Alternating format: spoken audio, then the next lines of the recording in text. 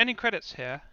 I just wanted to show off a cool mechanic to do with the interaction between shulkers and scaffolding, and to show how you can use this to make a simple yet effective single-dimensional shulker farm. So first of all, we need to understand how shulker farming works. I don't want to go too much into the details of shulker farming mechanics, because that's been more than adequately covered in other videos, which I'll link some of them in the description. But just to give a quick overview, to effectively farm shulkers, we need to do a number of things. First off, we need to aggro a shulker to get it open its shell and to start firing itself. Secondly, we need to ensure there's a large number of valid teleportable spaces around the shulker so that it will effectively split when it hits itself. 3. We need to get the shulker outside of the initial shulker teleport region as quickly as possible so that it doesn't interfere with the shulker's chance of splitting.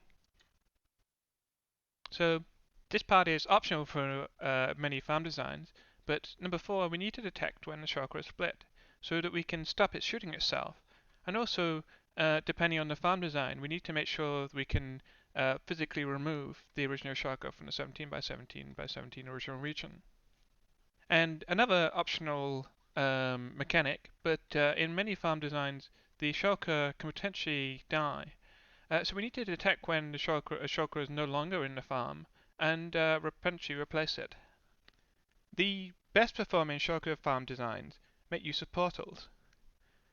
Portals are great because when the shulker teleports to valid blocks, such as these glass blocks here, as soon as it starts to open its shell, it will teleport through the portal and be removed from the original region. Another advantage of portal designs is we can get a large number of teleportable spaces within the farm itself. This improves the chance that our initial shulker will split every time it hits itself. There are a number of portable-based farms out there, but my favorite example is probably ilmango's design, which I'll link in the description. This farm gets about 500 shells per hour and can be chunk loaded constantly, giving a steady stream of shulker shells. The main problem with portal-based designs is that they require us to have access to the Nether, which means they can only be built in the overworld. This is not such a big problem, but it does mean we have to transport a shulker through the end.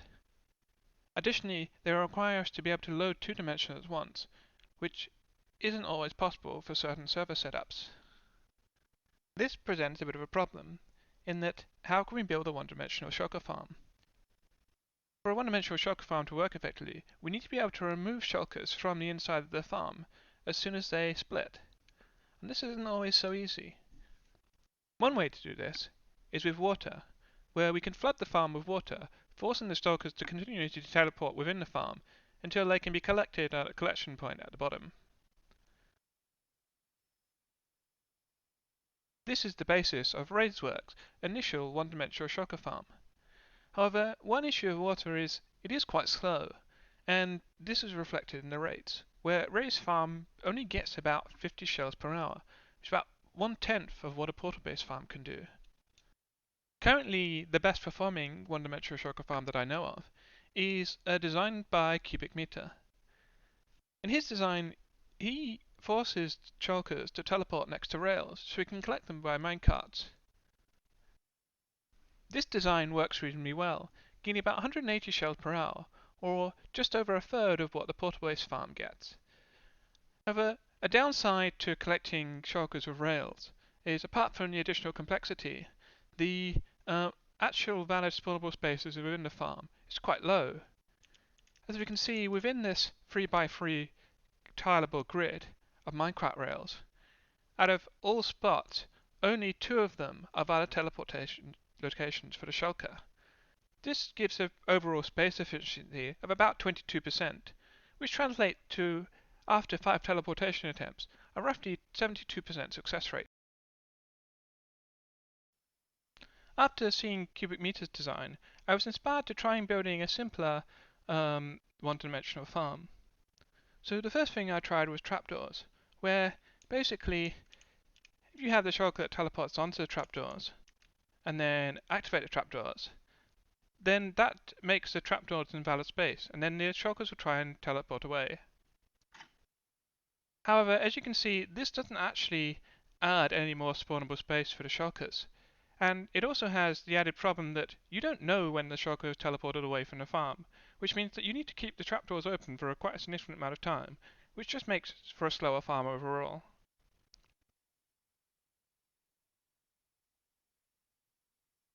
After playing around for a bit, I came up with the idea of, instead of using trapdoors, to use pistons instead.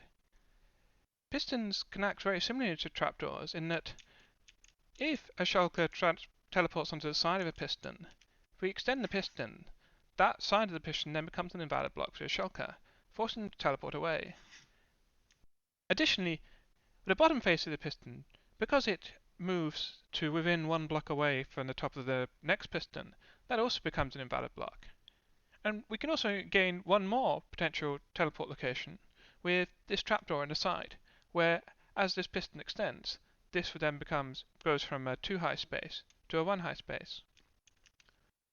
For a 3 by 3 tileable region, we can see that out of those 9 spaces, 4 then become valid shulker teleport locations, which equates to about a 44% efficiency within the farm, or 95% success rate after 5 teleport attempts. I was quite keen to see if I could turn this into a workable one-dimensional shulker farm. However, I felt there was still quite a lot of mechanics around shulkers which I still wasn't completely familiar with. So I reached out to Cubicmetre and see if he could answer any of my questions. Almost immediately he came up with this idea, which is to use sticky pistons and redstone blocks in this arrangement. As you can see, when the sticky piston is extended, then it forces not only the blocks on the side of the piston, but also the stocks on the side of the redstone block, and also the blocks on the top of the piston to become invalid. We also have this additional block on the side here with the 2 high space, which becomes invalidated. Another advantage of this is we only need to power it from the top, which we can do because we can use a rail on the end of the row of pistons to bud power the individual pistons, which get powered by the redstone block above.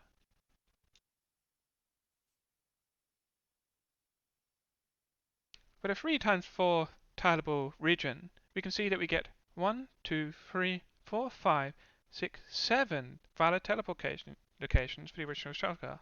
This translates to an overall space efficiency of 58%, which means a 98.7% success rate after 5 teleport attempts. So one minor issue with the design is that we have to have a non-teleport block here, because when this piston extends, this would still be a 2 high space. And so we can't let shulkers teleport to here.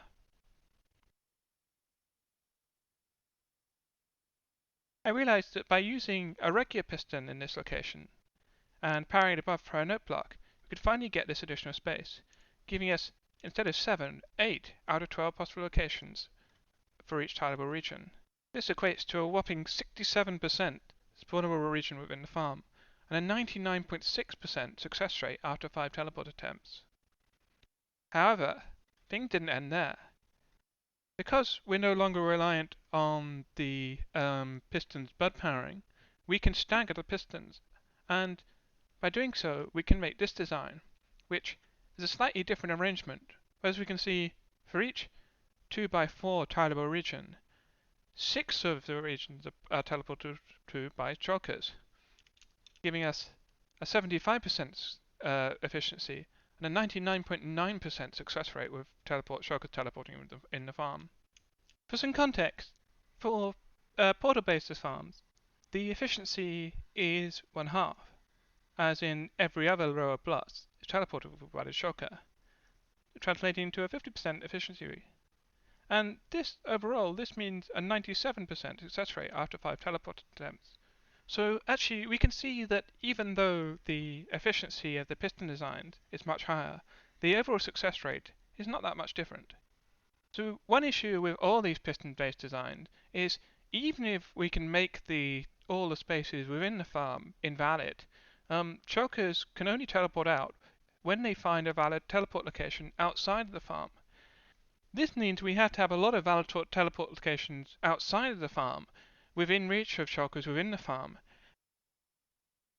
One solution to this problem is just to oversize the center of the farm a little bit, so that the outer regions can act as a sort of buffer chamber with a lot of teleportable spaces for the shulkers. We can then periodically flush those outer regions and collect the shulkers with some other collectible system like minecarts.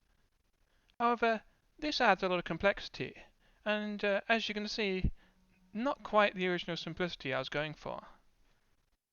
While I was developing these ideas, I was posting updates to a number of places, including the Titancraft community server.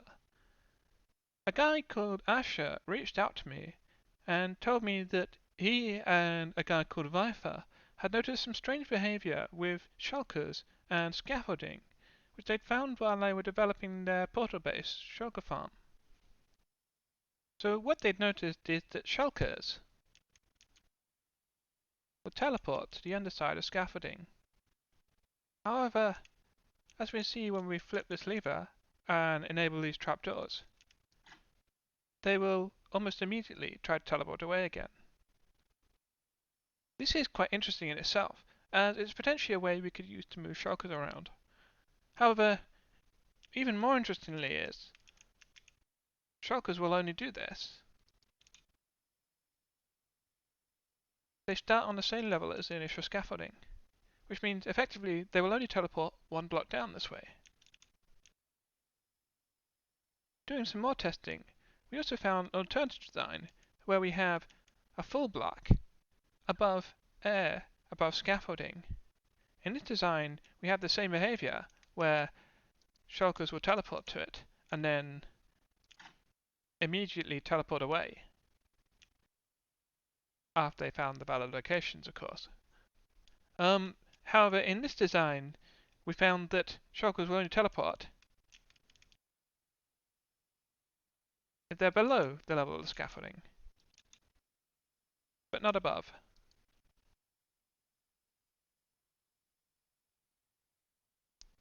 This gives us a very nice way of moving shulkers up, as we can just keep having these scaffolding designs stacked above each other, just within range of a shulker teleport location. And of course, since the shulkers can't teleport back down, they will continually keep teleporting up whenever they find a valid location, and eventually congregate at the top.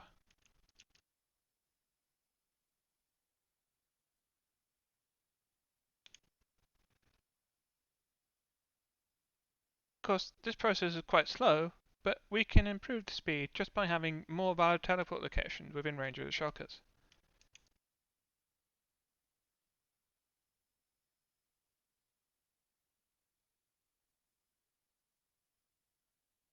We can also use the bottom scaffolding design to transport shulkers downwards.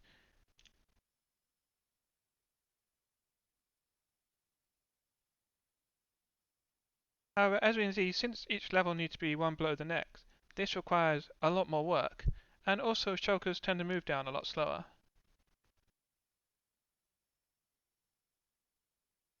So how do we turn this into a good shulker farm?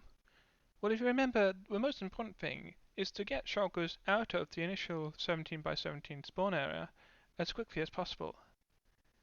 So we can have a number of scaffolding layers which will force shulkers up at quite a rapid pace.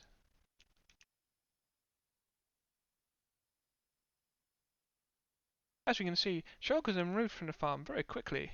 In fact, probably even more quickly than a portal-based farm. One disadvantage to this method is because shulkers can only teleport from below to these spawning pads, is we can only really use half of the available space within the farm. However, by using the fact that the shulkers can teleport one block down, we can get an extra layer of scaffolding by using the bottom scaffolding trick. So in total, for the 17 layers within the farm, we see we can get 1, 2, 3, 4 possible spawning platforms. Overall, since we can use the full 17 by 17 area for each of these platforms, we can estimate a potential efficiency of about 4 out of 17, or 24%, which gives a success rate of about 74% after 5 attempts. To turn this into a proper farm, we see we just need to put a number of layers of scaffolding in this pattern above a standard snowman-based breeding cell. So usually we want to slightly oversize our farm by adding extra few layers just to ensure that shulkers get out as quickly as possible. So before we go any further, I'd just like to give a massive shout out to Asher and Viper again, and also Light Horizon and Dubison, who have all been helping me work on this design, and in fact have pretty much designed a good chunk of this top portion of the farm. It's fair to say that this farm would not have been possible without the input of these guys. At the top here, we have our holding shell for backup shulkers, which are situated just outside the aggro range of the initial snowman. As we can see, this shulker activates a pressure plate when it opens, which powers this decay clock at the bottom. As we can see, when we remove this shulker, this decay clock depowers and powers this redstone line. This redstone line activates these trapdoors, which ensures that no shulkers can move up from this level. This ensures that we don't kill any shulkers before the shulker in the breeding cell is replaced. At the top of the farm we have the grinding cell, which for the basic mode just consists of trapdoors, which the shulker can sit on, next to some wither roses on soul sand. When the shulker opens its head intersects with the river rose, and it slowly takes damage and will eventually die. Of course, this process is quite slow, so we do tend to use quite a lot of wither roses and killing cell to kill those shulkers.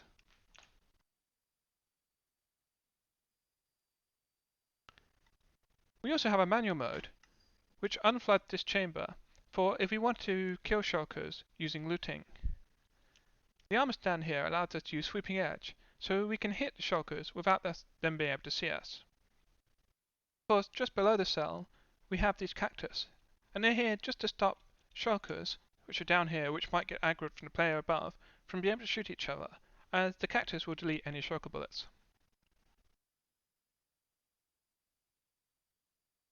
In its current iteration, the farm averages about 160 shells an hour, which is just below Cubicmetre's farm.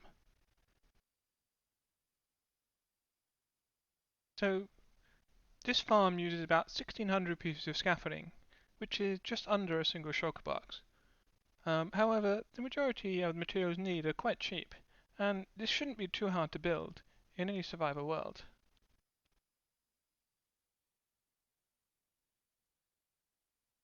One nice thing about this scaffolding farm design is it allows us to combine multiple breeding cells into a single farm. We can overlap the spawning regions of different farms without too much trouble, as we know the shulkers are removed from the farm very quickly.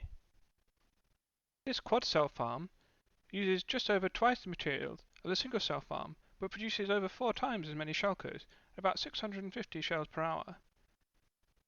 There's also no need to build multiple killing chambers above the farm, as the same killing chamber can be used for all 4.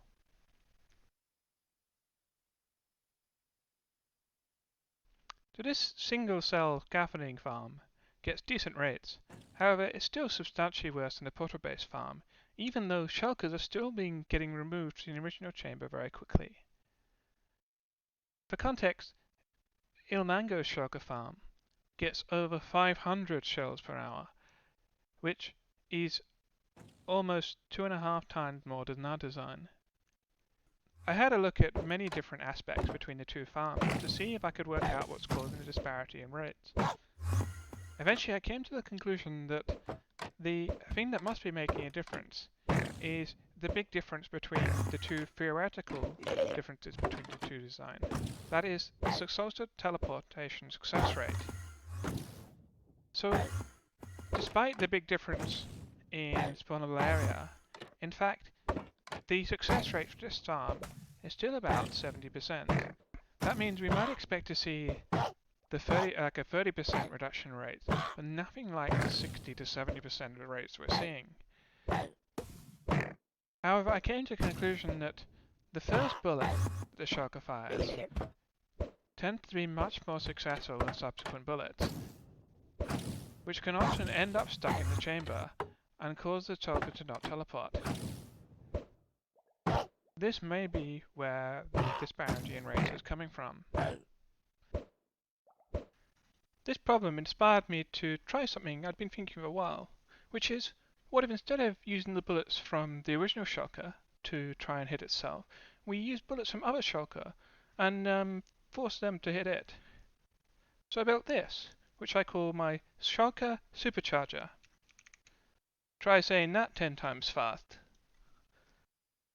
This supercharger actually worked incredibly well, more than doubling the rates of the farm to between about 360 and even as high as 400 shells per hour from just a single cell farm. Not bad from a one-dimensional shulker farm.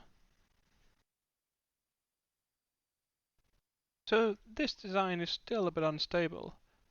In particular, one problem is, even with these lava columns, shulkers still sometimes get hit with bullets and will occasionally die. This isn't too much of a problem, as usually they are replenished from other shulkers within the farm, which will take their place. However, this does reduce the rates a bit, so in future I'd like to maybe look at a system where we can try and force shulkers into the supercharger before they go up through the farm. So there you have it, a scaffolding based single dimensional shulker farm. There's plenty more I want to say about this, but this audio is already getting kind of long, and I think I've said all the main important details. If this video has been a bit confusing, then I'm sorry. I know I haven't necessarily explained everything very well, but hopefully the main key points have been communicated, and other people will pick on this if it's interesting. Thank you very much for watching, and until next time, bye bye.